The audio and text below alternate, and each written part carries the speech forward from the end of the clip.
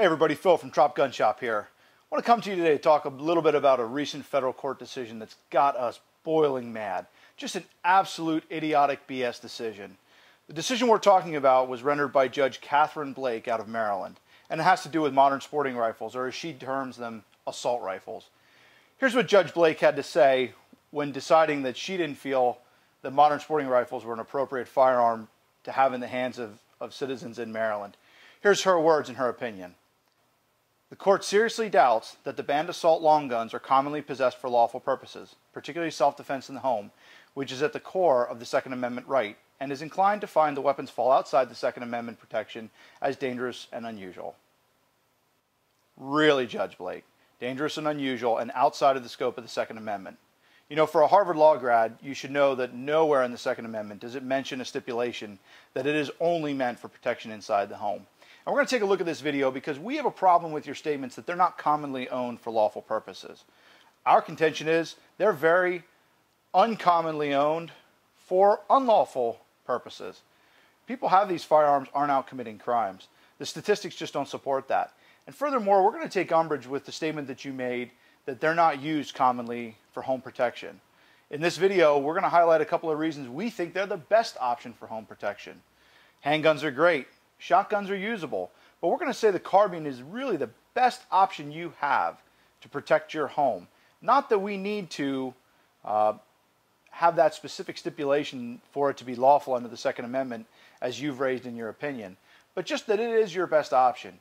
We're going to talk about the capabilities of the carbine, how it is better, it is more accurate, easier to use, and easier to make hits and stop a threat than any other firearm out there.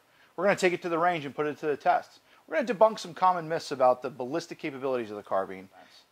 Stay with us. We're going to head to the range.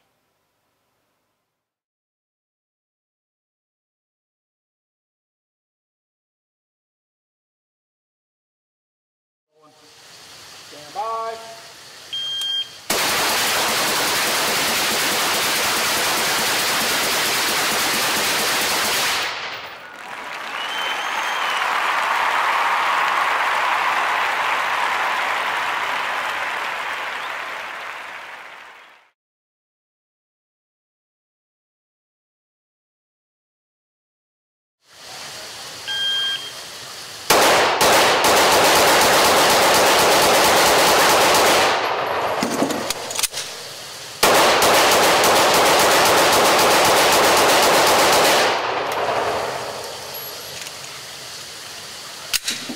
.29.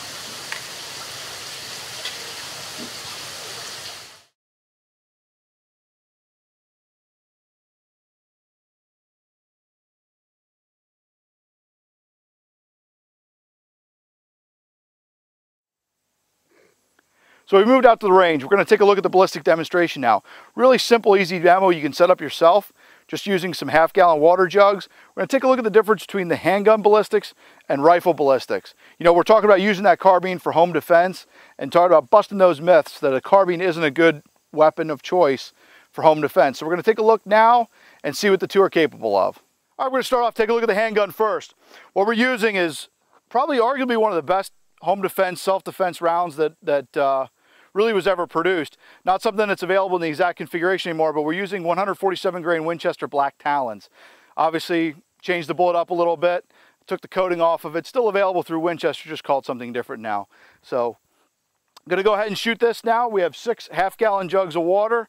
What we have simulated in the wall there, exactly the same construction as you would have in your home. 2 pieces of wallboard between 2x4 framing. Let's take a look at what we get energy-wise.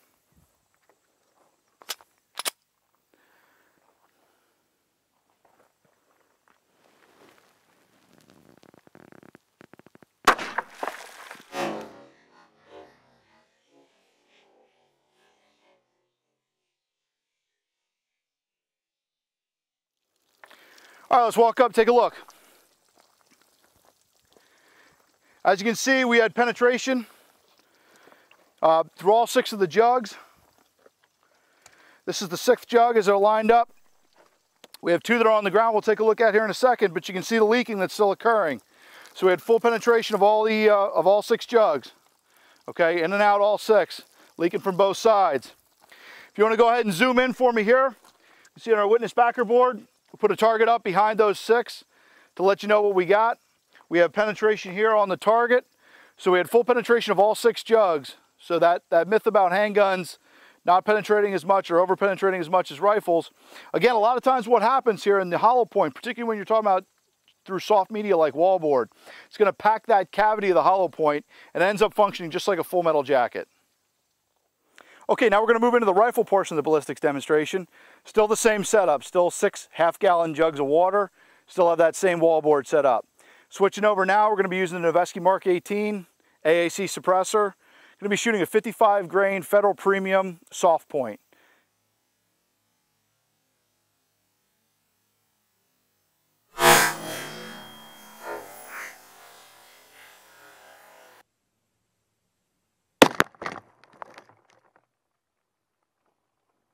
Okay, let's walk up, take a look how the rifle did.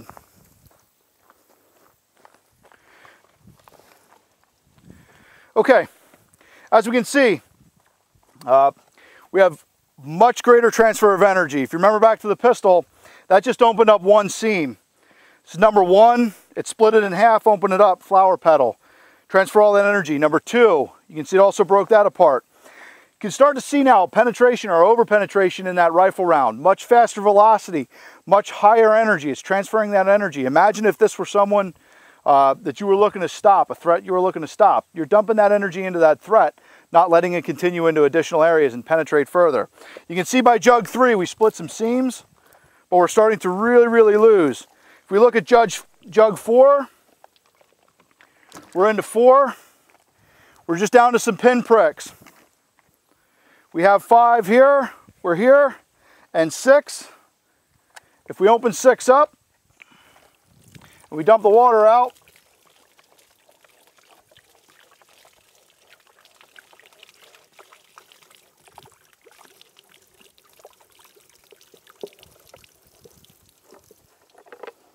Six contains the actual round itself, okay? So, stopped in jug 6, started to see a tremendous decrease by the time we hit 4 and 5. We had the round stop in 6. I'll tell you this from doing this demonstration a lot of times, we'll typically see that round stop in jug 5, even sometimes depending on what type of ammunition we're shooting, even sometimes in jug 4. If you come in tight here and zoom in and see, and you take a look at the wall, and as we clear the jugs, you have a chance to see here, if you look again back to the pistol round, we see the difference in energy that's transferred in the rifle. We can really start to see just pulverizing, dumping a ton of energy. Hate to use that word stopping power. I think it's overused and I think it's ridiculous. But energy transfer you can clearly see here, and that's what we're looking to show. Rifle versus handgun. All right, so we just got done with the ballistic demonstration, showing again how handgun and rifle ballistics compare to one another, and that they really are a valid home defense firearm. And with modern ammunition, good ammunition selection, you really have an effective package for all the reasons we discussed prior to this, and showing it ballistically as well. What do you think, Chris? Yeah, you know, people have some misconceptions about what bullets do or what their capabilities of, and I think we did a good job today at showing what that capability is. You know, kind of putting to bed some of the myths that have been out there in the media, mainstream media, taking a look at the actual quantitative effects. Yeah, absolutely. So thanks a lot for checking us out. Let's get out of here, man. Ben, go pick all the targets up.